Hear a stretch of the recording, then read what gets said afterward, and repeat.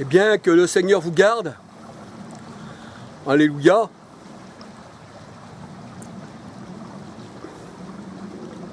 Excusez-moi. Voilà, je crois qu'il y avait sur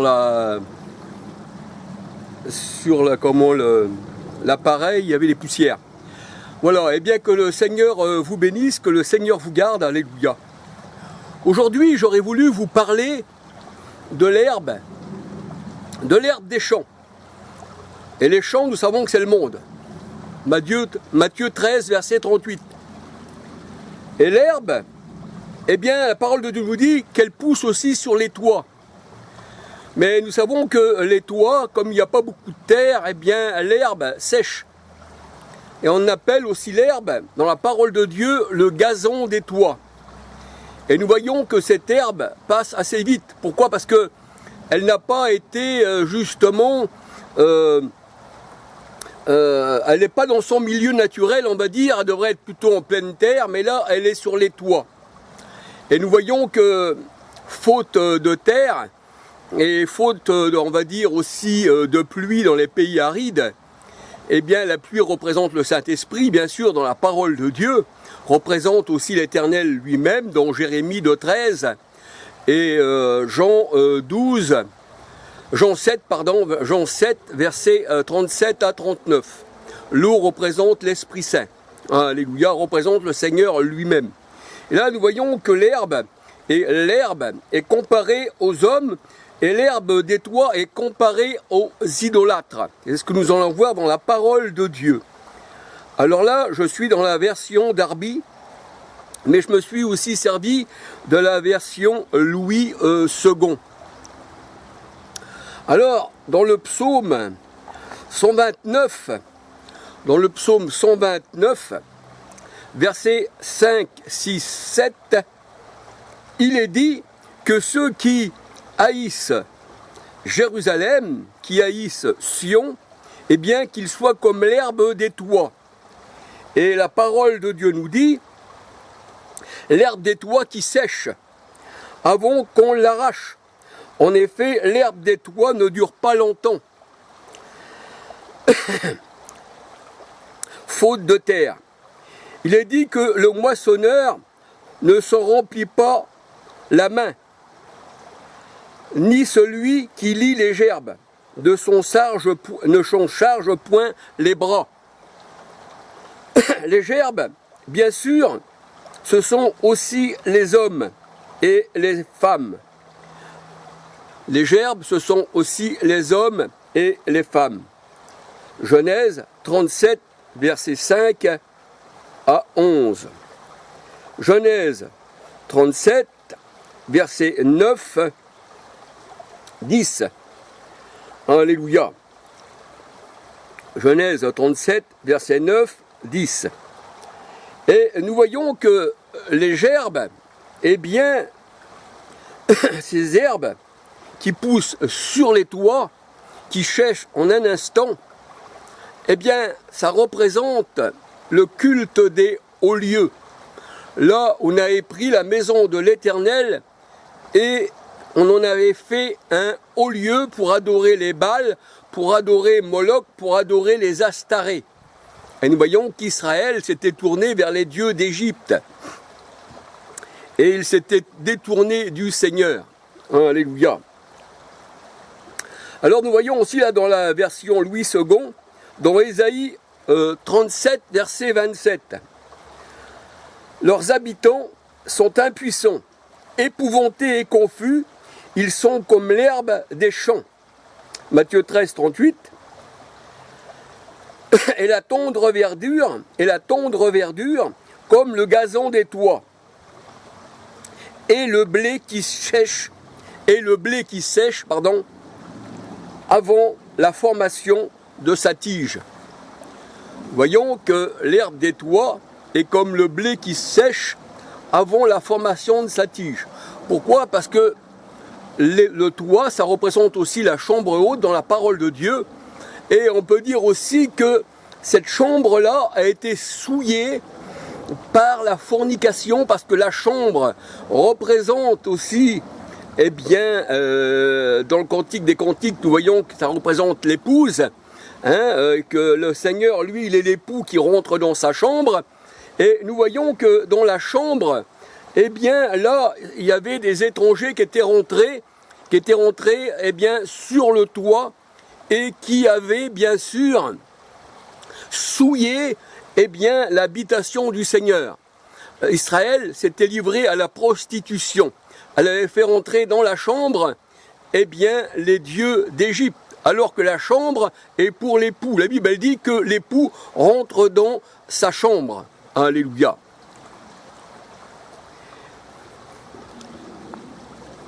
Alors dans Ésaïe 37, 27, leurs habitants sont impuissants, épouvantés et confus. Ils sont comme l'herbe des champs.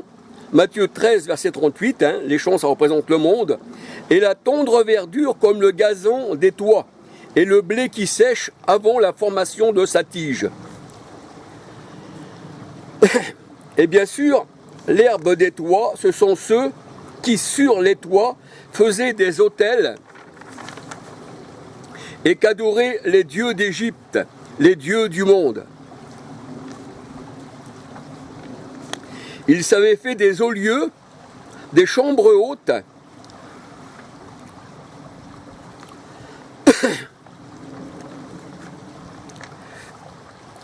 c'est-à-dire, ils avaient pris le Dieu de l'Éternel, la chambre haute, pour en faire un lieu pour adorer les dieux des nations. Alléluia. On voit que le roi Josias démolit les autels qui étaient sur le toit de la chambre haute d'Azaz, et que les rois de Juda avaient fait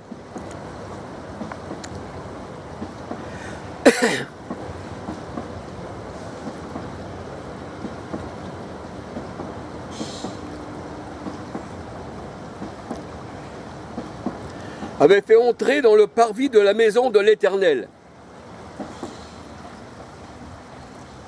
Et après les avoir brisés, le roi Josias, eh bien, les fit enlever de là, et n'en jeta la poussière dans le torrent du Cédron. Alors on peut voir ceci, 2 Rois 23, 1 à 28. 2 Rois 23, 1 à 28. Et ceux qui consultent les dieux étrangers, tout en se disant appartenir au Seigneur, eh bien ces gens-là sont des malades. Ils sont dans la chambre haute, et le Seigneur les fait mourir. 2 Rois 1, verset 1 à 17. 2 Rois 1, verset 1 à 17. Et voici ce que dit le Seigneur dans Sophonie 1, verset 4, 5, 6 à 18. Voici ce que dit le Seigneur. J'exterminerai de ce lieu le reste des Baals, le nom de ses ministres et les prêtres avec eux, ceux qui se prostituent sur les toits, devant l'armée des cieux. Et on peut voir que l'armée des cieux, le soleil, la lune, les étoiles, ça a été donné au monde de les adorer. Exode 4, 19, Genèse 37, verset 9, 10. Ça, c'est l'armée des cieux. Mais en fait, c'est l'ancienne alliance. Et dans la nouvelle alliance, on voit un nouveau ciel et une nouvelle terre. Apocalypse 21. Alors l'armée des cieux, ceux qui se prosternent tout en jurant par l'Éternel et en jurant par leur roi. Ceux qui sont détournés de l'Éternel, ceux qui ne consultent pas l'Éternel et qui ne le cherchent pas. C'est-à-dire, ces gens-là se sont fait des hauts lieux, ils disent qu'ils appartiennent à l'Éternel, ils adorent les Astarés, ils adorent les Baals, ils adorent le soleil et la lune, et ils disent appartenir à l'Éternel, et ils jurent par l'Éternel tout en consultant leurs idoles. On voit ça dans les religions, ils se disent tous du Seigneur, mais en vérité, ils sont tous dans la main des francs-maçons. Alors, c'est pour ça que là, ils adorent aussi les dieux de ce monde. Et on peut voir que le roi Hérode, il se disait, je crois que c'est dans les Actes, je ne me souviens plus trop le verset, où il disait il avait mis ses plus beaux habits et il disait « voix d'un Dieu et non d'un homme ». Il se prenait pour Dieu et que sa voix c'était la voix de Dieu et non d'un homme. Et la Bible elle dit « et il était exterminé par les vers ». Alléluia. Alors on peut voir ceci, voix d'un Dieu et non d'un homme, hein, ce que disait Hérode, et c'est ce qui dit aussi Sophonie 1, versets 4, 5, 6 à 18, ils jurent par l'Éternel tout en consultant leur roi. Alors les hauts lieux sont les toits où les pleurs retentissent. Les hauts lieux sont les toits où les pleurs retentissent. C'est ce que nous dit Ésaïe 15, versets 1 à 6. Parce que pourquoi il n'y a plus d'eau? Jean 7, 37 à 39, c'est-à-dire il n'y a plus l'Esprit, il n'y a plus l'Éternel. Jérémie 2, 13. Quand on est sur les toits en train d'adorer Baal, eh bien il n'y a plus d'eau. L'herbe est desséchée, le gazon est détruit et la verdure a disparu. Ésaïe 22, versets 1, 2. Jérémie 19, verset 13. Jérémie 32, 29, 30. Alors, je vous donne des versets pour que vous pouvez consulter eh bien, la parole de Dieu. Alléluia. Et quand l'Éternel eh bien, rase les têtes, comme Samson a été rasé, Juge 13, verset 5, Juge 13, verset 5, 1 Samuel 1, verset 11, Juge 16, 17, 20, 28, Juge 15, verset 14, eh bien, quand les têtes sont rasées, hein, parce qu'on voit que ceux qui étaient sur les toits, le Seigneur a dit, leurs têtes aussi seront rasées. Alléluia. Eh bien, quand la tête est rasée, ça veut dire que tu as trahi le Seigneur. Ça veut dire que tu n'es plus un nazarien, hein, parce que pourquoi on voit que Samson, eh bien, sa chevelure, c'était un genre d'alliance, hein, le rasoir ne devait pas passer sur sa tête, alléluia, parce qu'il était nazaréen de Dieu, il était consacré à l'Éternel, alléluia. Et on voit que l'Éternel, c'était sa force, parce que l'Esprit de l'Éternel saisit Samson. Et il se battit contre les Philistins avec une mâchoire d'âne. Et quand on voit que l'Esprit de l'Éternel était sur Samson, il était l'homme qui était fort, mais quand l'Éternel se retirait de Samson, eh bien, il était faible. Donc, ce n'était pas dans les cheveux que se trouvait la force de Samson, mais c'était dans l'Éternel lui-même. Les cheveux n'étaient qu'un, on va dire, une alliance avec le Seigneur, qu'il ne se fallait pas se les faire couper. C'est comme si qu'il rasait, eh bien, l'onction qu'il avait sur sa tête. Alléluia. Parce que nous savons que le prophète, que celui qui appartient au Seigneur, il a reçu l'onction sur sa tête. Alléluia. Et là, eh bien, sa chevelure a été coupée. Son alliance avec le Seigneur avait été rompue. Juge 16, 15, 16, 17, 18, 19, 20, 21, 22, 28. Alléluia.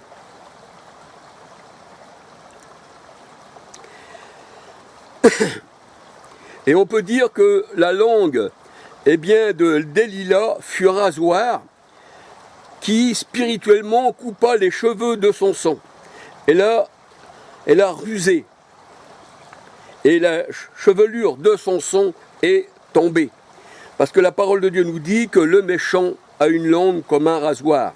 Psaume 52, versets 2, 4, 8. Psaume 50, verset 19. Ésaïe 50, verset 1. Alléluia. Quand les cheveux sont coupés, ça veut dire par là que ta consécration est enlevée et que l'Éternel s'est retiré de toi. C'est pour ça que sur les toits, eh bien, il y en a qui pleuraient. Et là, le Seigneur, il dit, je rendrai chauve leur tête. Alléluia. Et on peut dire que dans 2 Rois 2, versets 23-25, quand Élie allait à Bethel, là il rencontre des jeunes gens, et jeunes gens, ça ne veut pas dire des bébés de 3 ans, mais des jeunes gens dans la parole de Dieu. C'est quelqu'un pour le Seigneur qui peut avoir 23, 24, 25 ans. Parce qu'on voit dans la parole de Dieu, dans 1 Jean 2,13, petits enfants, vous avez vaincu le malin. Mais qui c'est qui a vaincu le malin, le monde? Jean 16, 33, c'était les disciples et c'était aussi le Seigneur. Alléluia.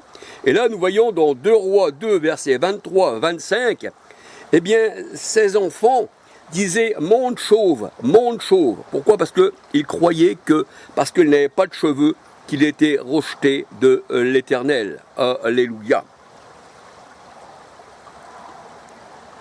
Ceux qui n'ont pas de cheveux, ce sont des faux prophètes. Amos 8, 10, 11, 12. Alléluia.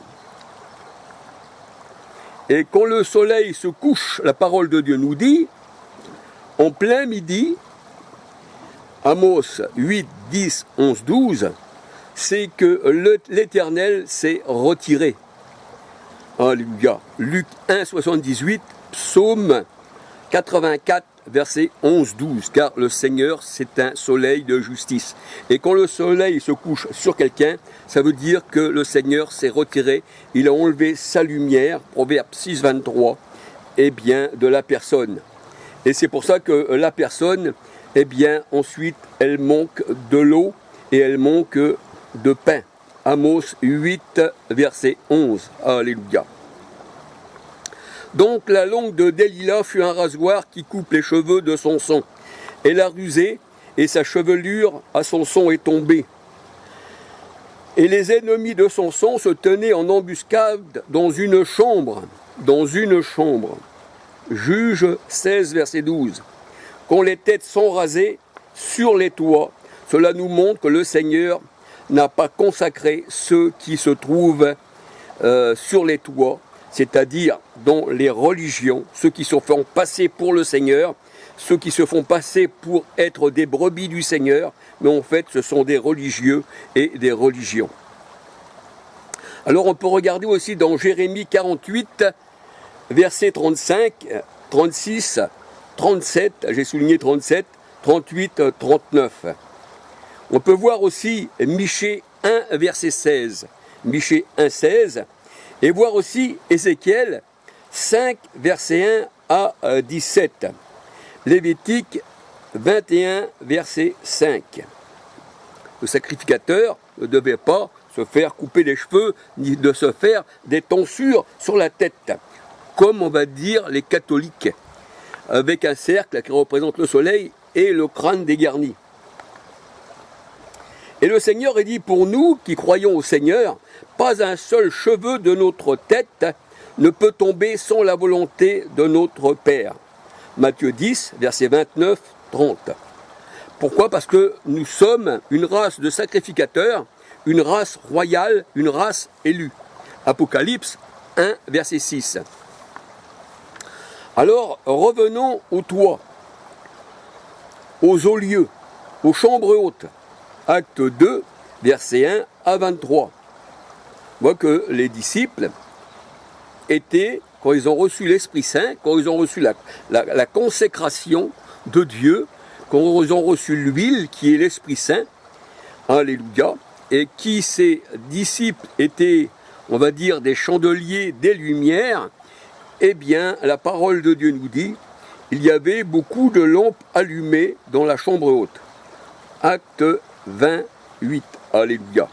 Et là, dans Acte 2, verset 1 à 23, dans la chambre haute, c'est là que l'on recevait, le Seigneur. Or, le Seigneur, c'est l'Esprit, de Corinthiens 3, 17. Dans cette chambre haute, on recevait le Seigneur, on recevait l'onction, alléluia, le don du Saint-Esprit, Acte 2, 38.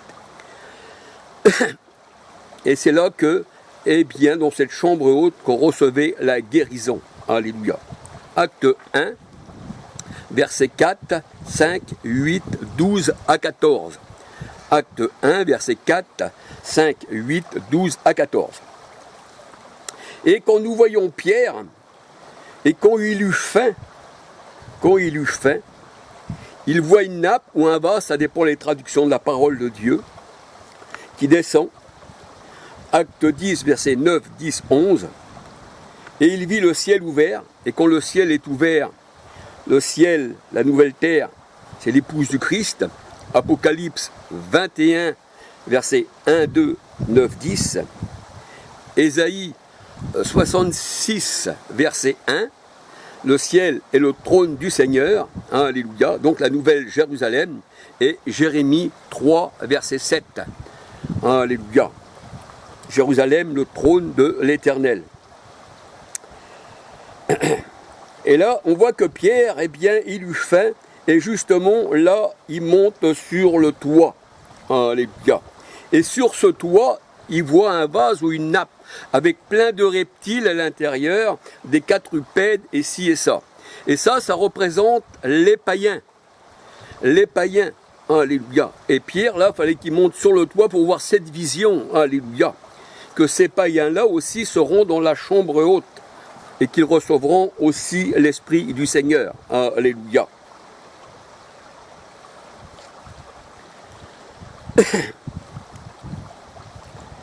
Et c'était aussi dans la chambre haute, on peut dire que les païens faisaient leur culte au Baal, aux Astarés. Alléluia. Et là, Pierre voit un vase, selon les traductions bibliques, ou une nappe. Alléluia. Et nous savons que les vases dans la parole de Dieu, eh bien, c'est l'homme. 2 Timothée 2, verset 2, 20 à 21. Romains 9, verset 20 à 23. Alléluia. Israël est comparé aussi à